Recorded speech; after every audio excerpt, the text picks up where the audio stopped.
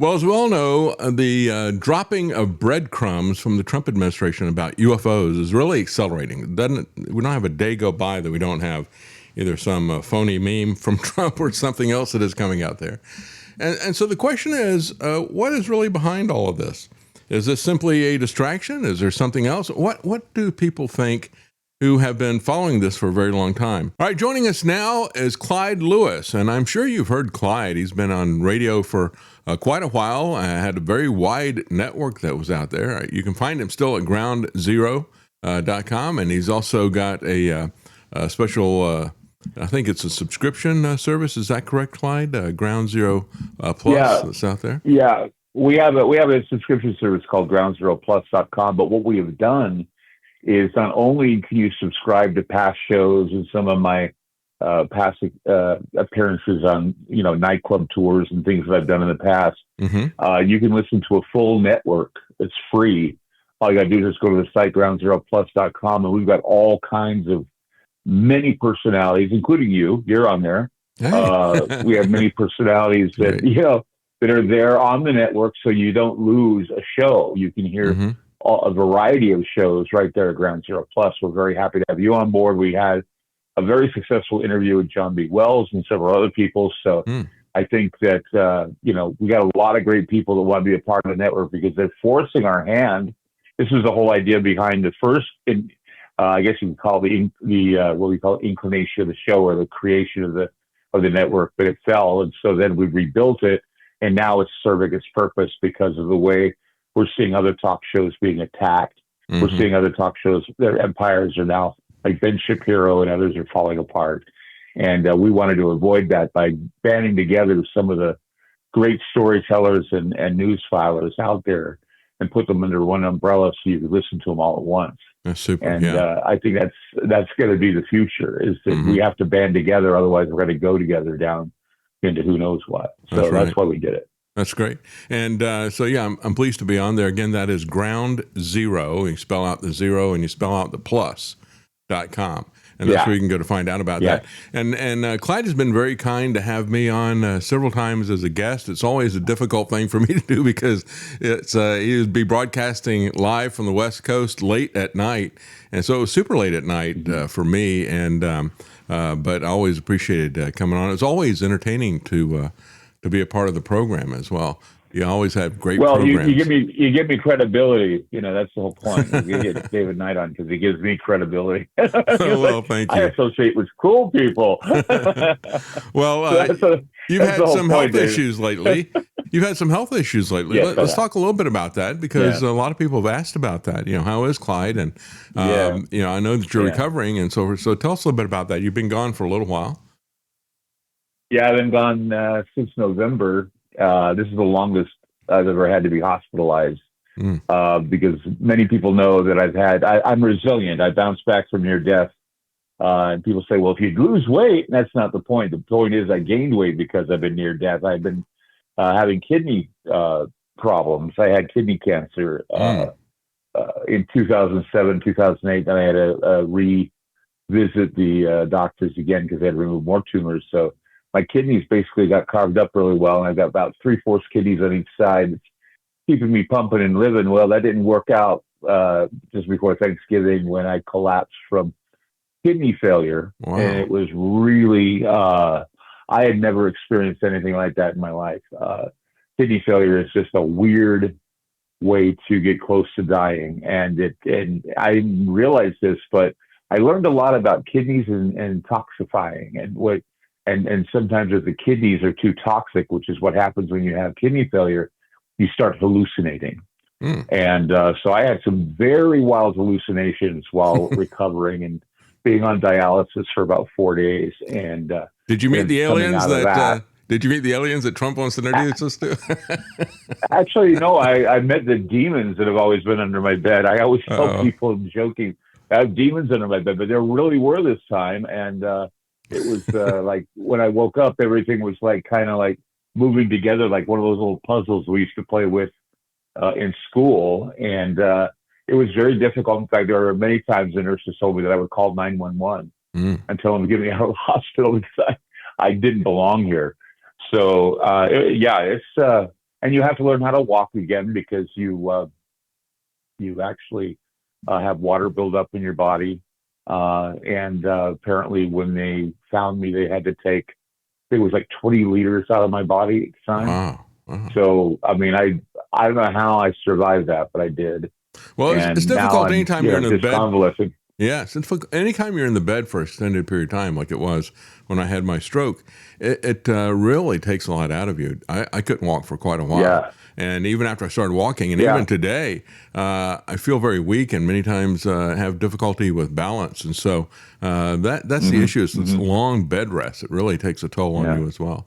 But I wanted to get you Yeah, it on was the bed because rest. You're right. yeah. Yeah. I wanted to get you on and talk about this UFO stuff because I know that you covered that quite a bit. It's not somewhere where I hang out, but they are constant. Not a day goes by that we don't get some memes or some trolling from Trump or somebody in the administration about the aliens are coming and all the rest of this stuff. What do you make out? You've covered this beat for a very long time. What do you make out of all this stuff?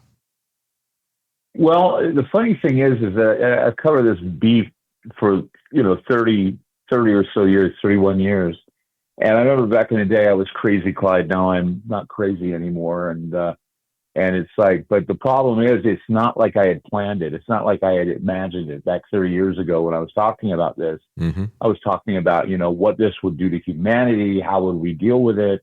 I mean, I based everything off of Arthur C. Clarke's Childhood's End.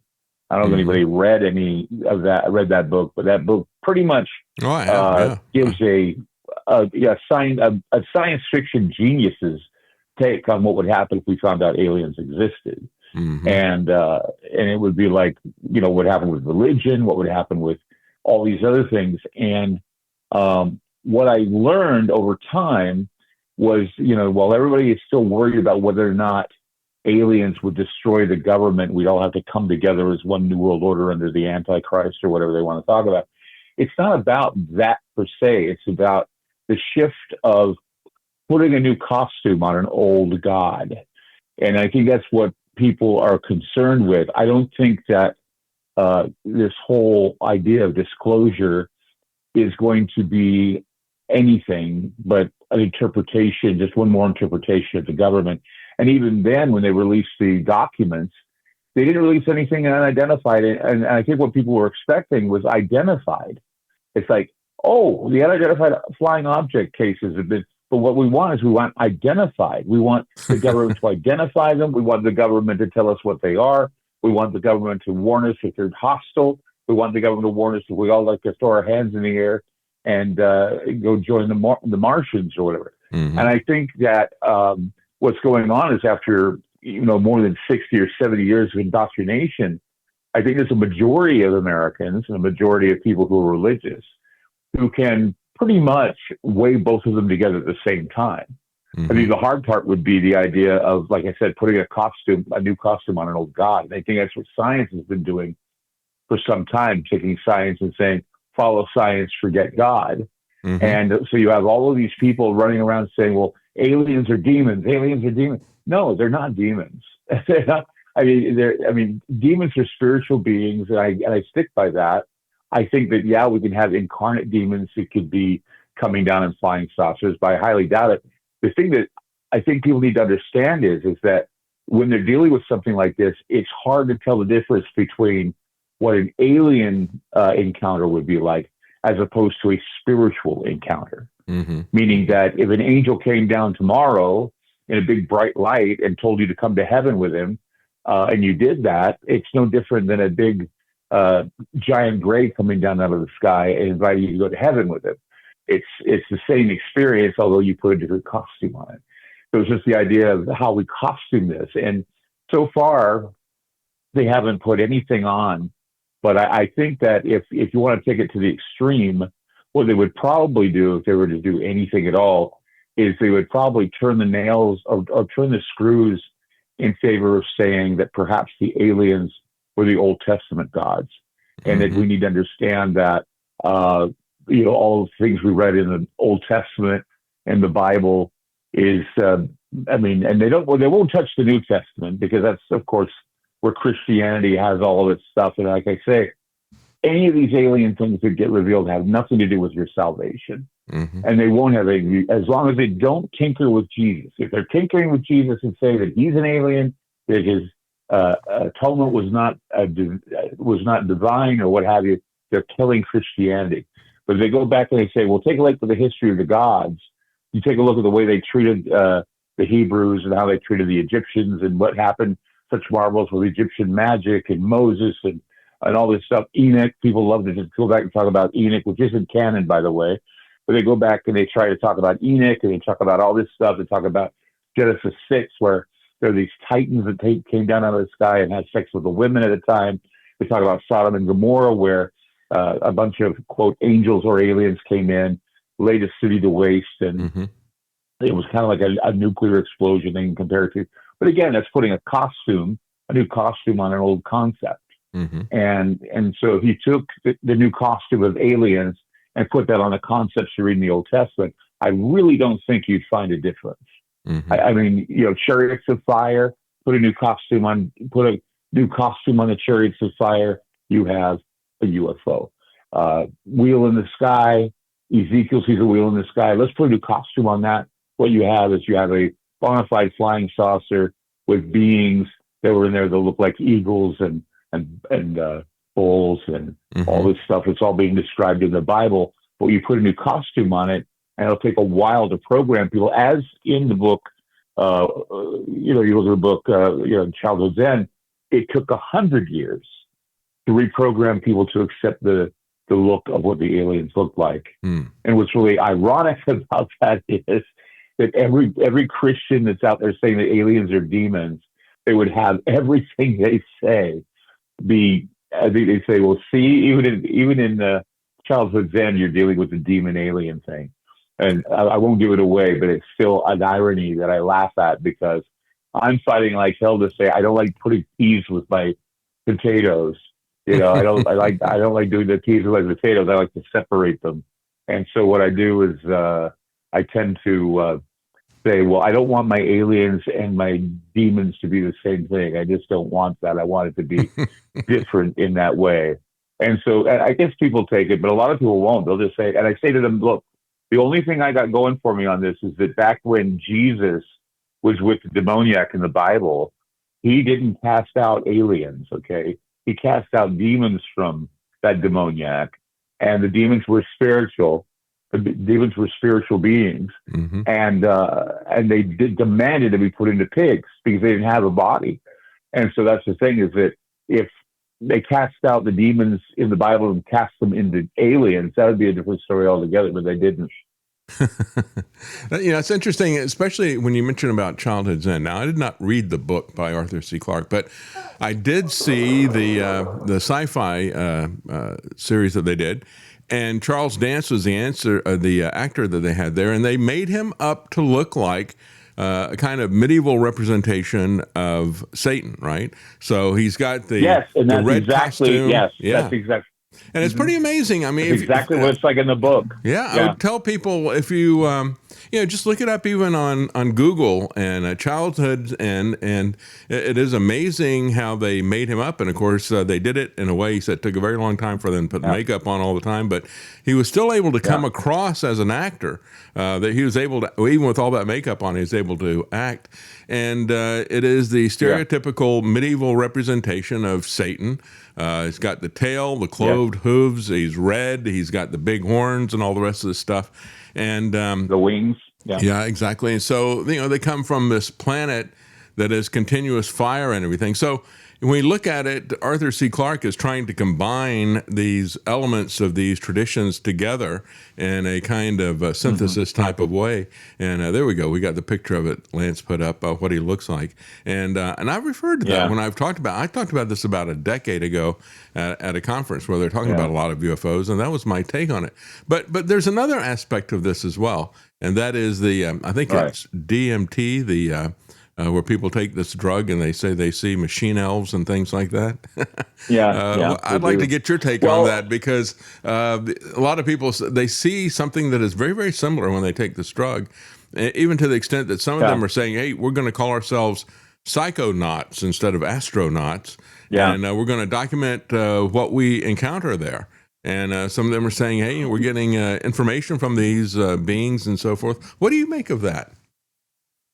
It's funny you should bring it up because I was just watching a lecture the other day about how what if they were to tell you that the aliens are not from outer space? That would make it even more terrifying. And the reason why is because what it would be is it would be interdimensional, ultra terrestrial. Mm-hmm. In other words, they're with us all the time. We just don't see them. And Mm-hmm. unless we can open up a patch of our brain that opens up to that, seeing it, then, they're with us and they can cause all kinds of problems that we can blame on, fate, miracles, or what have you. And I think that's kind of an interesting point because, a lot of the realms that are unseen are considered spiritual realms, interdimensional realms. And now with quantum physics, we go into deeper, threads of string theory, and we keep going to dark matter, and we keep, it's just breaking things down to the point where are you going to run out of things to break down? And in there somewhere is aliens or ghosts or whatever. If you've ever seen the movie Interstellar, you'll know what I'm talking about, because it's funny how he becomes his own ghost as he's going through the black hole. And that's called superposition. And what that is that you can be in two places at one time, and so can the aliens, and so that's even more terrifying, that they could appear like all of a sudden everywhere all at once. And this is where you get your definite alien invasion, not some holographic thing they're making up in conspiracy circles. You'll have this simultaneous appearance of these aliens, or these simultaneous experiences that people have all at once. Like all the phones could be ringing at once, or something else that they can do, that they can, flip a few switches on the planet and immediately they have control of it all. And that's something that I think that you could go back, that's many people still believe in, and that's fairies and the fairy folk and the little people, and how, like, you go to Iceland and those places, they still believe in elves. They believe in those creatures. They live in the forest, they live in the woods. Then you go from there, Santa Claus is the first fairy person, and then you go to Krampus, and you go down the list of all these gnomes, and so then you come from there to the dwarves, and then from the dwarves you've got leprechauns. From leprechauns you've got aliens or something. They're little green men, or they're little gray men, and they're taking kids or whomever into their caves, and then they don't see them again. So it's the same story again. Take the costume, change the costume, and put it on another character, and you have the same character. So somewhere out there, we have in our subconscious mind, aka the machine elves, when you're taking DMT, that's in our mind, and it's there. And the only way that it happens when we see it is when something touches a certain part of our brain. And so it becomes interdimensional, ultra-terrestrial. And that's, I think, more frightening than space, because if they come from space, we know that we can control them. If they come from interdimensional realities, there's no telling what they can do. No telling at all. They have no handle on what the Earth keeps it from doing. That's right. That's right. And I've heard many people who are secular scientists say, well, I don't think it'd be interdimensional beings if you look at, how long they have to travel. I mean, once we get out of the confines of, three-dimensional space, or even the fourth dimension of time, and things like that, once we get out of those confines, it does really get kind of frightening. And yet, as you point out, there is this tradition of a lot of people who have encountered things like this. And of course, how do we perceive this? How do we put a context on this? As a Christian, my context is going to be in the Bible. But when we look at this, clearly there is something that is supernatural, that is above nature, that we experience in our dimension. And so we've got a lot of people saying, well, maybe we live in a simulation. Maybe these are interdimensional beings and so forth. And the answer is, really, because when you look at this, I just read a testimony of an individual who is an atheist. He was a quantum, working on quantum physics. And it was because of the strange things that he was seeing that he became a Christian ultimately. He started looking for answers as to how does this all fit together. And so I don't necessarily think that, depending on where you're coming from, if you see this, if you've got a perspective where you're viewing the world, what your worldview is from your perspective, Does this make sense? Does it break the paradigm of the Bible? And I don't think it does. What it does is it just looks at No. it from a different angle, perhaps. But the real world view, Right. if you're a Christian, is still going to be based on the Bible. And there's nothing in any of that stuff that really directly contradicts that in terms of a created order. Well, look at all the costumes. Look at all the costumes God has for different religions that exist, right? You've got Allah, you've got Jehovah, you've got you've got Ishtar, Vishnu, you got all these other gods, you got Buddha, and you've got them all there, all with different costumes, all with different names. You say, well, they're different. Well, maybe they are, maybe they aren't different. But see, that's the thing, is that what you're getting into now is we're getting into the idea that we have to change the way, we have to change the Hallmark card version of God and religion and put it more towards a scientific view. And I can tell you now that even though in Arthur C. Clarke's book, he said two things were destroyed when the aliens arrived. One was science and the other was religion. And the reason why is because people were so fascinated by the aliens, they didn't want to study any more science. And they were so fascinated by the aliens, they didn't care if God existed. They ignored God. Now, that's what you have to worry about. You have to worry about the fact whether or not the aliens come and people start ignoring God, because that's the way you kill God, is you ignore him. You want to kill a God, just ignore it. That's how it works. But here's the thing. Christianity has lasted 2,000 years, and they've had several other different costumes put on gods, Jesus, and what have you, from Mithras to Odin to Loki to whomever. They all have different costumes and different names, but the stories all seem to be patterned after the same story, and we keep telling the story over and over again with different variations. So this is just one more variation that we add to the pile. And there's nothing wrong with entertaining it. It's just whether or not you decide you're going to give your life to the aliens, and then you start running into, religious arguments about whether or not they're gods. But, quite frankly, everything that's happening, if it's not ultra-terrestrial, it's extraterrestrial. So that, therefore, a being that's controlling everything from out there in heaven is an extraterrestrial. We die, we go to heaven. Why is that? Because that's where we came from. We came from heaven. We're going back into space, because that's where we're going to end up again, in the presence of the major force, which would be God, or the Grand Order of Developers, God, God. And it's just, again, one more costume that we put on to cover or tell the same story again.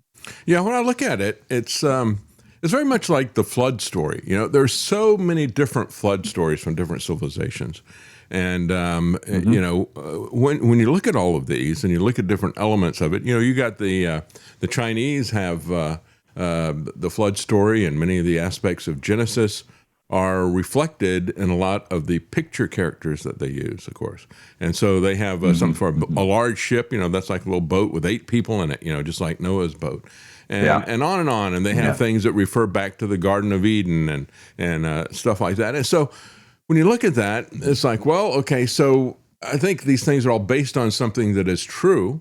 The question is, which of these costumes is accurate and which of the stories is accurate? Perhaps, it's certainly is, you would have to admit there's a possibility that the true story did propagate through, and that these other things are variations that have drifted on that. And so I think, as a Christian, that's the worldview from where I look at these different things. It doesn't rack my faith to see the story of Gilgamesh. It's like, well, that's kind of similar to Genesis. I could see where if this is true, you would have you would have one story that would propagate straight through, and you have all these other ones that are minor variations of it with a different spin on it. Yeah.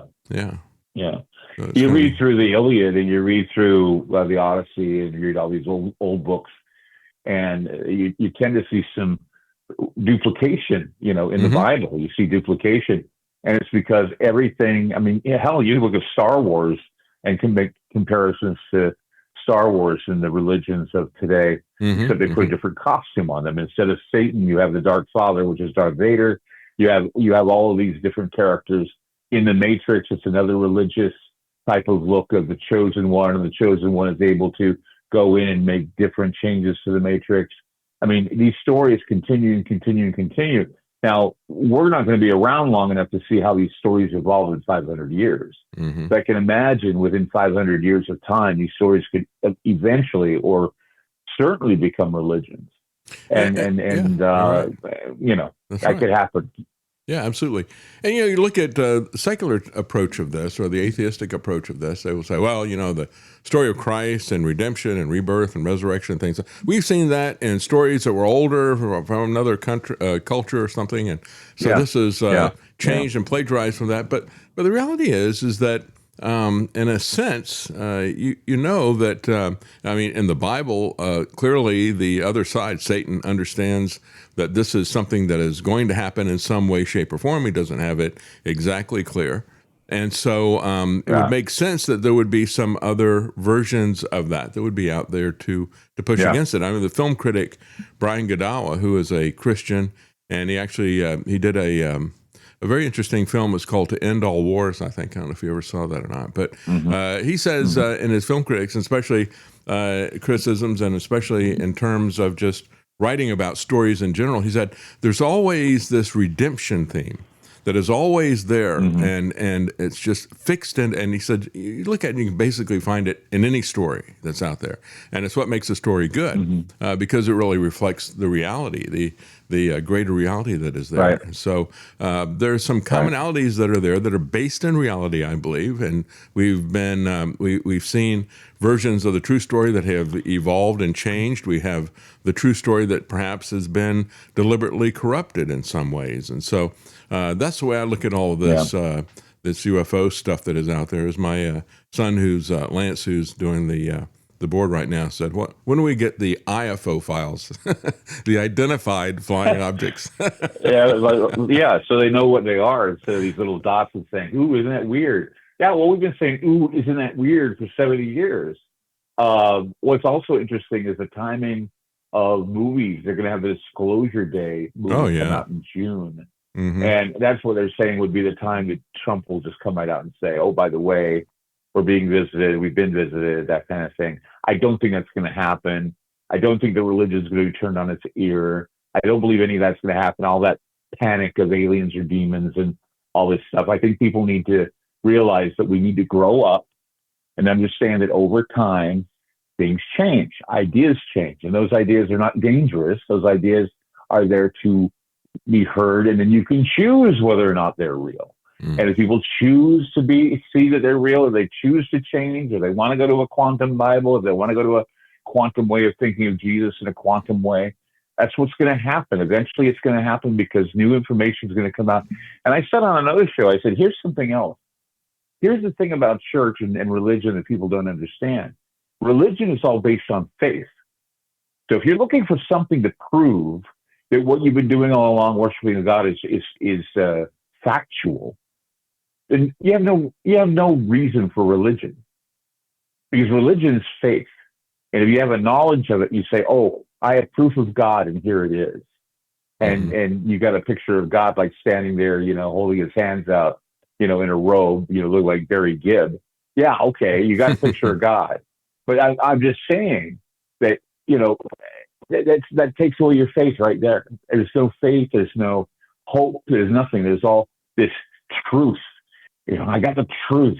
Well, no, you have a very interesting way of interpreting what you see is there, and you have faith that your words are going to somehow touch other people, because that's what spirituality is about. That's what the continuity of the story is about. You need the continuity of the word, the continuity of, in many cases, the Bible, the continuity of the Talmud, the continuity of the Quran.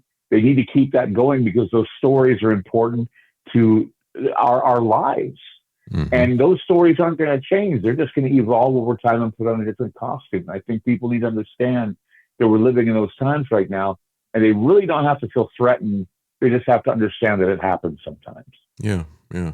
Well, it is when we look at faith, as Paul defined it. He says the substance is the substance of things that are hoped for, right? And when he talks about hope, Mm-hmm. that word is not like we use it today, modern usage of hope, like. Well, I certainly hope so, but I don't think that's going to happen. Usually put that there. It's like a Right, wishful right, thinking or something. No, hope for right. them was confident expectation. And so we have a confident Mm-hmm. expectation because we have evidence of things that are unseen. So there is an unseen world, and Christians have always understood that. But we see that there are evidences in the real world of that. I mean, even when we look at ancient people would look at the stars, for example. There was a pattern that they could discern.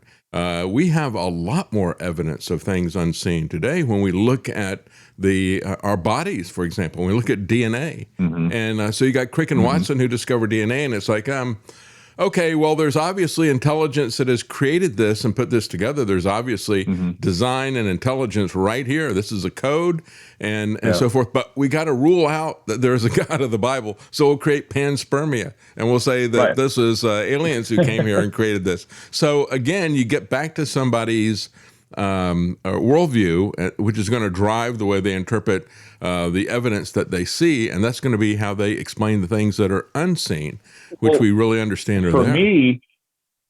For me, panspermia proves God. That's one of the things that one of my pet topics is panspermia, and I always said to myself, panspermia to me proves that God was like Johnny Appleseed, and that single-celled organisms and whatever traveled on, little asteroids and hit the planet. I mean, it kind of reminds me of, when we were in health class and they always show us the cervix, right?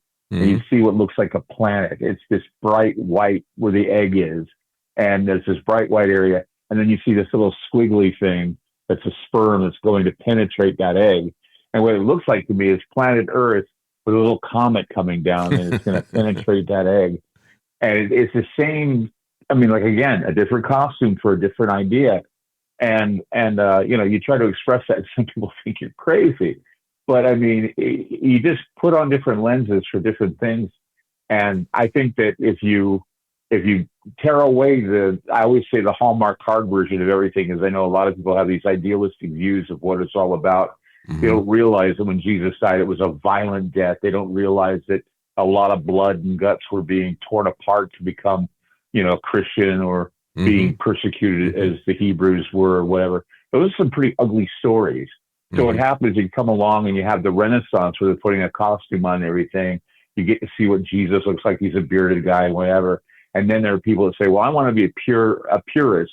I don't think Jesus looked like that at all. And in fact, I'm not going to call him Jesus. I'm going to call him Yahweh, or I'm going to do this. It's like, again, they're trying to put a costume on something so that they can be unique and understood. And I think that's the same thing with aliens, except science is doing that. Science, the halfway point between God and the rest of everything else, is aliens, or a group of scientists that are more advanced than we are. Like I said, a grand order of developers, or God, G-O-D, and they're there, and they've developed this planet. They developed other planets. They panspermia other planets, and they're all in waiting to become planets with civilizations on them. Everyone is evolving into the next phase or into the next loop. And so I think that's one of the reasons why you're not going to get much from the governments, because I think they don't know. I think they're a lot. They know the material, they know what they see, and they know what they've heard from, some of the reports, but they really don't know what they're dealing with. Yeah. And it's because they think they're so superior minded that, it's like, if Jesus was to walk in and sit down with Donald Trump and say, oh, by the way, I'm coming next week and we're going to destroy the planet and all the evil people, what's your answer? And he'd say, oh, I don't know, maybe global thermonuclear war. Do you think that would work? It's just how they think. Yeah. Right. They don't think along the lines of miracles, in my opinion. One of the things I loved about doing my show back 30 years ago was I was such, an idealistic miracle guy. Everything that happened was a miracle. Now, for some reason, miracles happen and they're from Satan. And I never, that's how things have evolved since I first started with, you could talk about aliens and you could say they're miracles. You could talk about paranormal activity and like ghosts appearing in the road. It's a miracle. Now, as you say, it's just, well, that's of the devil, Clyde. I can tell you where it's of the devil, Yeah. And I'm like, no, don't you believe in, basic magic? Well, no, magic is witches. No. Magic is like the force. You think the force is being carried out by witches? It's just, like I say, different costumes for different ideas. And I think we need to learn that and mature in that rather than freaking out and panicking and saying, "Oh, this is a distraction from the Epstein files." Oh, no, we all sound like whining little kids who aren't getting our way with regard to these files. And I think there may be some distractions out there, but it's not from the Epstein files. I can tell you that right now. Well, it is interesting when we look at this. I don't have any, as a Christian, I don't have any concern about something that is immaterial and then material, going back and forth. And so the fact that they are finding, if they find something that is material that they can produce and that they can hold, to me, that is just, it doesn't really mean anything to me. When you look at the story of Christ after his resurrection, he's appearing to the disciples and he is, transporting from one place to the other. He is eating with them, and then he invites them to stick their hand inside of his wound. And then, you're actually touching him and so forth. And all of a sudden he disappears or walks to a wall or whatever. And so, if you believe the Bible, that type of thing, having different dimensions and being able to be substantive and physical, and we're starting to see some stories about that. It's interesting. There's a pastor out of Austin that has written a book. He's collected over 1,000 near-death experiences, and when he looks at it, he says, I think because we have this ability to bring back bodies from a state that always in the past was beyond being able to bring bodies back. He said, I think we're starting to see these accounts. And he looks at it from a Christian perspective. He said, we got a lot of different stories out there. And I have friends who I looked at that book and I said, what do you think about this? And said, it's all, like you said, it's all satanic. I don't want to talk about that, And I think we need to look at that. But his perspective on it was, he said, I'm seeing stories from people who are Buddhists, not Christians, different parts of the world. And he said they might interpret this stuff differently. But he said, basically, they're having the same experience. And like you said, they're putting different clothing on it. He's had situations, one guy who was a Buddhist, he never knew anything about Christianity. And he immigrated to the United States after he had one of these. His daughter invited him to a church at some point in time. And he starts hearing the story for the first time. He goes, that matches up with what I had seen, right? And he wound up becoming a pastor, a Christian pastor himself, because it matched up with what he had seen. So it's how you interpret the data. And again, that comes back to your worldview that's there. Right. So this guy is putting it together. And he said, here's 1,000 stories or so that I've put together, and I can see the elements there that match up better than anything else with the Christian narrative that's there. So he says, it really bolsters my faith. And he said, I think we have something here because of the medical technology that's there. We've seen, just like you see with DNA, we have a new kind of witness, a new kind of evidence of things unseen. Yeah. Speaking of, I just remembered a story from the Bible. Remember the story about Shadrach, Meshach, and Abednego? Shadrach, Meshach, and Abednego. That's the way they always would say it. Abednego. Yeah. It's funny. I read the Bible so many times, and I still can't get these guys right. Well, we all have these shibboleths. Everybody's talking about Trump's ballroom, and I never pronounce Baal as ball. Some people do. I always thought it's Baal. Yeah. So we got these different ways of pronouncing it. Who knows what's right? I don't really know. So you have those three guys. You have those three guys going into Nebuchadnezzar's furnace, right? Mm-hmm. And you read about in the Bible, it says they went into the furnace, but they weren't completely consumed, and they disappeared, and then they came back with someone else. Mm-hmm. Mm-hmm. And so they reappeared in the furnace, and they brought something else with them. Now, let's put it on a different costume. You ready? Put on a different costume. I see that all the time when I watch Star Trek. They go into this room. They're not totally consumed, but they do disappear in a molecular way, and then they reappear in that same area. Mm-hmm. I'm talking about a teleport machine, right? Mm-hmm. So what if Nebuchadnezzar had a teleporter? And I know that sounds outrageous, but think about it. If you put a new costume on it, anything sounds outrageous. Mm-hmm. So understand that that's all it is. They're trying to put a new costume on old things. And you could have fun with it and still, get your, message across. I think people are taking themselves too seriously. Mm. And that's the problem, is they say, aliens, miracles are of the devil. And no, not really, not always. It's interesting when you were talking about childhood's end and the implications to it and that type of thing, and that science died, religion died, and that type of thing. I'm looking at artificial intelligence, and you can see elements of that as well. People coming in, and it's like, okay, it does everything for me, just like some powerful alien intelligence. And it does everything for me, so I don't need to learn anything. I don't need to make any effort to create art or to create music or anything. I just sit back and let it do it because I like its product that it does. And so it pacifies people in that regard. And then they take it as if it is God's word or whatever. I mean, we got situations of people going with artificial intelligence and saying, I can't trust these human politicians. Let me get the AI to act as judge and jury, to act as our administrators and so forth, because I can trust that. It's a fundamental misunderstanding of what it is. But nevertheless, I can see elements of that already creeping in. That's kind of what we were wired to worship other things that are not really true. Yeah.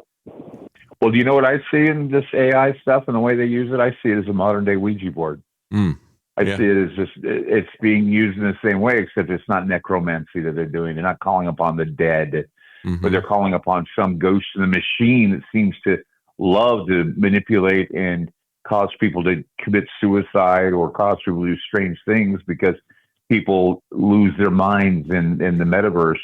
And so, yes, I tend to think that when you look at an AI, if it's used in the wrong way, it could be seen as a modern day electronic Ouija board that they get all their information from it like that. Yeah, I agree. I think that's a pretty good way to look at it. Yeah, I think it's a good way to look at it. Yeah. It's kind of interesting to see Richard Dawkins, Mr. I'm going to talk only about reason and things that I can touch and so forth. And then he thinks he has an episode of AI psychosis, as many people are starting to call this situation. It's like, you don't really understand what that is. And so, he's... Even the most strident, God haters to basically try to rethink their positions. That's right, and strident God hater. Stephen Hawking later in his life. Yeah.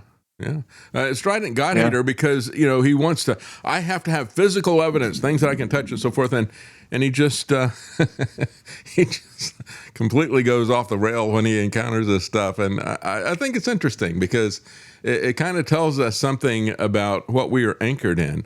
I just thought as we were talking here, there was it was on a Christian news site where they talk about different things that people have. It doesn't focus on the supernatural, whatever. It's typically news about some pastor who's gone off the rails and molested somebody or something. So it's typically that kind of news. But they had a guy who was had a truck fall on him, and it was an amazing story that the guy survived. It was a large truck, and it came off of the supports, and it crushed him, and it severed. Like 5 major arteries. They said typically somebody bleeds out if you just have one of them severed. You're going to bleed out in a couple of minutes. But he lasted for a couple of hours. And he was coming in and out of consciousness, and he was having some of these classic near-death experiences, even to the extent that it compressed his spine nearly flat. And so they couldn't get him out. They all thought he was basically cut in half, and he nearly was cut in half. And he said as he started to leave his body and looked down, he saw these 2 big guys on either side of him. And, he's starting to drift off and everything. Then he gets brought back, and he gets back in and he looks around, and they're not there anymore. And then it happens again a second time. And there was somebody who came in that was with the EMS stuff, and a new Christian, and they're sitting there praying for him and everything. He said he thinks that's what really happened with him.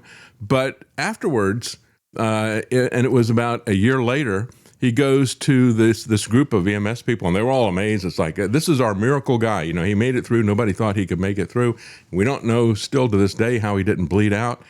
And he said it was a large group of them, and he picked out the 6 or 8 people that were there. And he said, as a matter of fact, you 2 came in from the back door, and the rest of you came in from the front door. And they go, whoa, that's strange. They said, yeah, we did actually, because we got lost coming around there. So we came in through the back door, and he was able to pick out all of these people out of this crowd that were there. It was a very vivid experience to him. Yeah. And so, he looked at it and he said, I kind of thought afterwards, maybe it was, these guys that were there and they were not there. He said maybe they were angels, and so it really is kind of interesting when you look at the reality, the supernatural reality, the reality that is above nature and above what we see. That's where you start to see these types of things, and it's the kind of stuff that for years you've talked to people in the, I guess, how would you characterize it? It's kind of the woo-woo area. It's the woo-woo. Where the supernatural stuff starts to come in, and everybody has different interpretations of it, as you point out. So what you do is, with me, I try to teach people of new things. Like, for example, what you're talking about, that guy said that two guys were accompanying him. Those things are called psychopomps.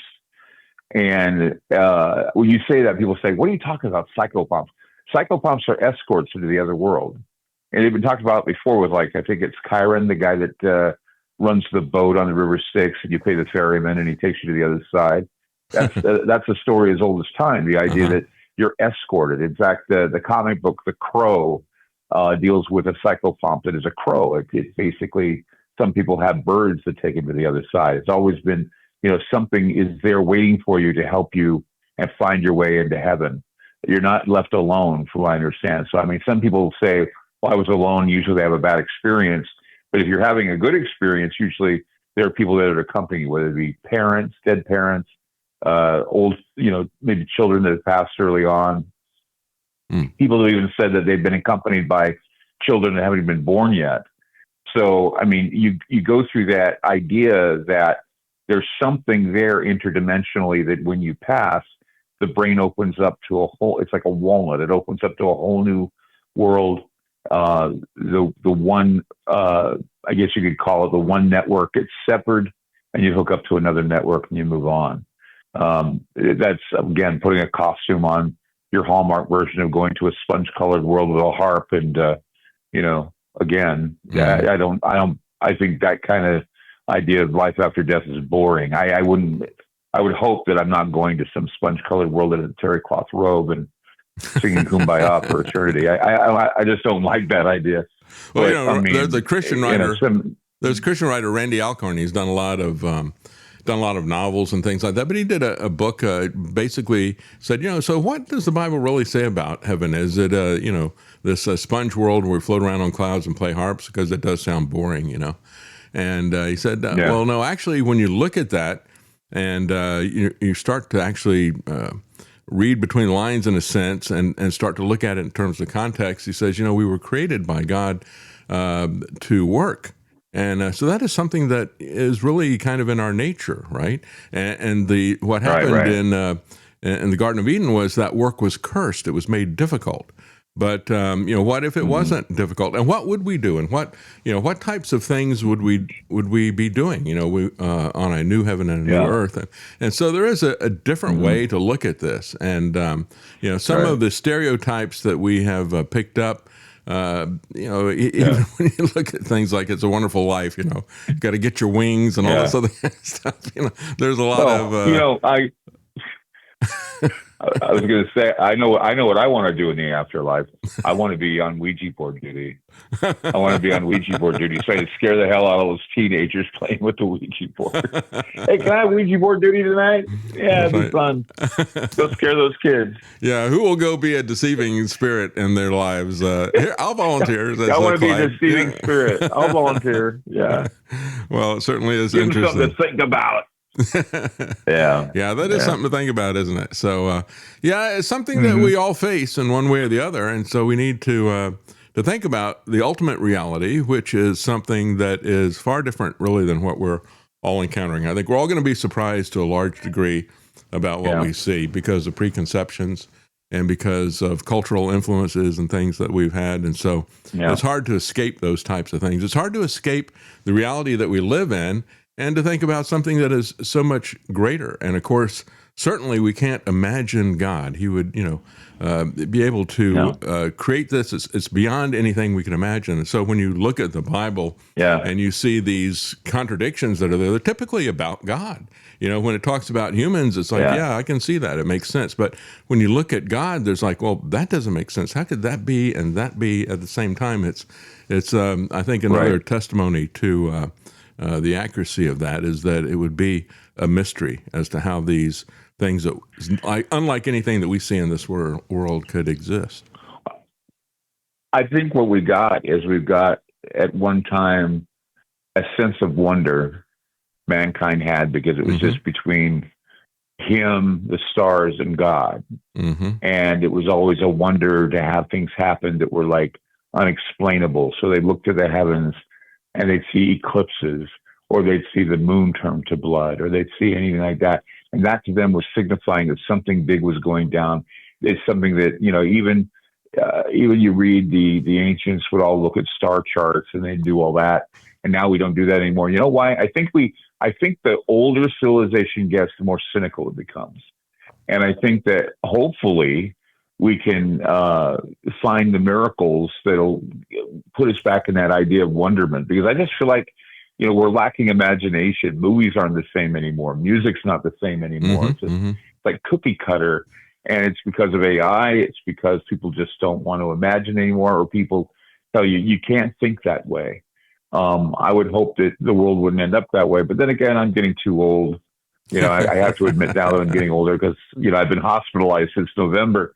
But it's just, you know, I would hope that, you know, what we do is contributing to at least the knowledge and wonderment of what life truly is about. And that is surprises. And that is, you know, expect the unexpected. Those are the roller coaster rides I love. It's like that story about, you know, do I want to ride a merry-go-round that makes me sick and goes up and down, or do we want to ride a roller coaster where there are dips and all kinds of things where you feel like you're going to die, but you don't. You survive it, and you feel you can survive another day. That's when you start thinking about, rather than thinking about all these doom and gloom things. I mean, we assess them to try to make them less doom and gloom, but otherwise, you know, it's like we take things, and like you said, there was too many things to follow, too many distractions to follow, that we need to focus on certain things and then move on to the other thing. And if we don't have time for it, we just kind of put it in the back, on the back burner a bit, and then go with something else. And I think we're having a hard time doing that. Yeah, I think a lot of people are like, when discounting miracles, and they're saying, "Oh, this can't happen," but it's happening. How can you deny it if it's happening in front of you? That's right. And that's the same with this alien thing. I mean, they're not giving us much, but when they do dump the idea on you, then the novelty of aliens goes out the window. And you have to really start seriously thinking about what this means for you as a human being, rather than, you know, dressing up on Halloween as an alien, or, you know, pretending that there are aliens under your bed or whatever. No, this is real now. It's real. So how are you going to handle that? And I think that a lot of people don't even think to. They're going to have to.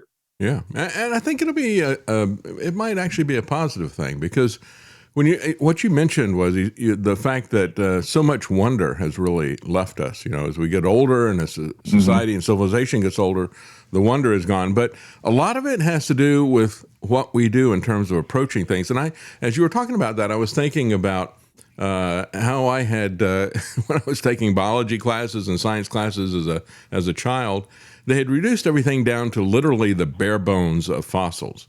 And it's like, okay, so here's a bone of such and such, and look at how it's similar to this and that. Therefore, this came from that, and so forth, in order to impose this evolutionary hierarchy that they had on it.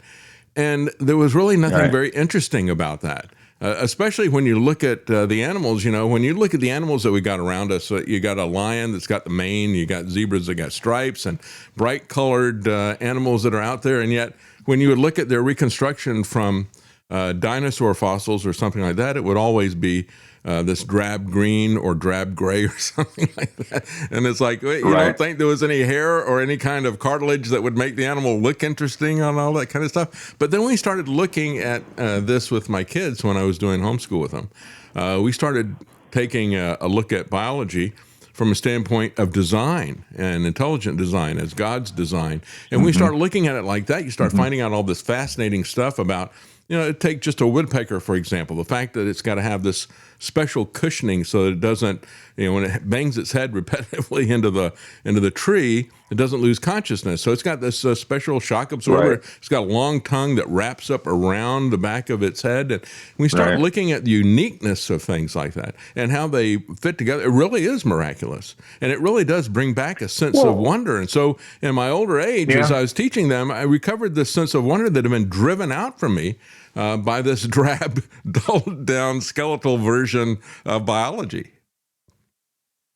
Well, I mean, I've talked about this before too. When you're looking at biology and aliens and all that, and you're thinking to yourself, well, somebody was saying that they believe that the anthropomorphic alien is the alien that's going to show the most intelligence. And I go, how dare they say that? Because, you know, there was a study done that said science fiction movies, the only aliens we care about are the anthropomorphic ones. Otherwise, we don't care. And one of the movies they made out was Contact, where the septopods were there, and no one cared about them because they weren't human looking. And I was saying, yeah, it's the same thing. I mean, we can't. It's going to be a hard sell if Donald Trump gets in the White House and he introduces us to the new alien, and he looks like a lobster. You know, this guy's not going to eat you. But what are you going to do now that you've met him and everybody's running to get the butter because they want to eat him? What if the alien is orange? We have to. Yeah. What if it's orange? What if he looks like Trump? I don't. You know, I don't know. But that's the whole thing. Is that our interpretation of such things? We'll see something if it looks like a spider. We'll already go evil, evil again. Back to the whole demon thing in Childhood's End, and how they had to relearn that this medieval concept of the demon was the alien. It's creepy, but you know, that's the thing. We have so many ideas of what things look like and what they represent that something coming down with horns or pointy ears or whatever is going to definitely, create a cognitive dissonance. It's just really going to mess up a lot of things, I think. Yeah. Yeah. Well, as always, Clyde, it has always been a fascinating discussion to talk to you about anything, whether we're talking about politics, economics, or the supernatural stuff that is out there. It's always interesting to get your take on things. And so glad to have you back. I appreciate that. And thank you for putting up groundzeroplus.com. And again, you spell out zero and you spell out plus. People go take a look at that, and you'll find some of my stuff there, as well as many, many other people that are there. And so glad that you're back. Yeah. Hope that you're going to recover fully if you're not already fully recovered. You sound like you're fully recovered. I'm fully recovered. So there's some things that are anchoring me to the bed. So I got to go back to bed in a little bit. That'll take a while. That'll take a while. Yeah. Yeah, definitely. I hope you recover fully. Thank you so much for joining us again. Clyde Lewis. Thank you, David. It is groundzeroplus.com. Thank you, Clyde. Thank you. Have a great day. Thank you.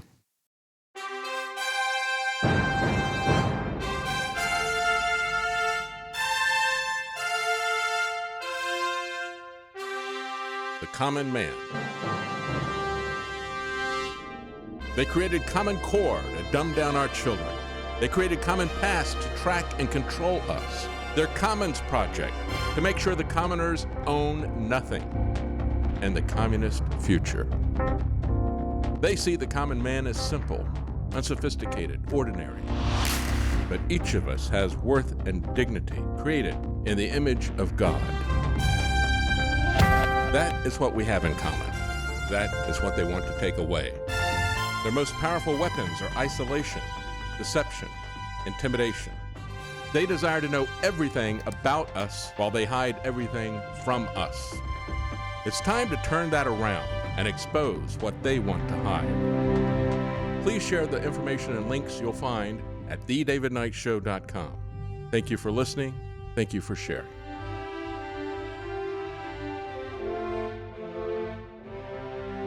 If you can't support us financially, please keep us in your prayers. thedavidknightshow.com.